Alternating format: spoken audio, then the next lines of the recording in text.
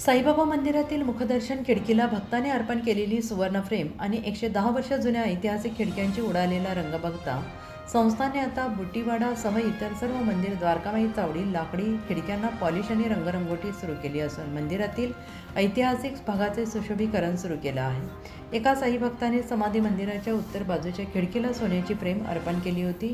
सुवर्ण झळाळीमुळे ती खिडकी साई भक्तांमध्ये लक्षवेधी ठरली होती। मात्र त्याच वेळेस बाबांच्या काळातील साक्षीदार असलेल्या बुटीवाड्याच्या इतर जुन्या खिडक्यांकडे दुर्लक्ष झाल्याची बाब समोर आली होती। एका खिडकीचे सौंदर्य वाढवताना वास्तूच्या मूळ सौंदर्याकडे होणारे दुर्लक्ष भाविकांच्या मनाला खटकत होते।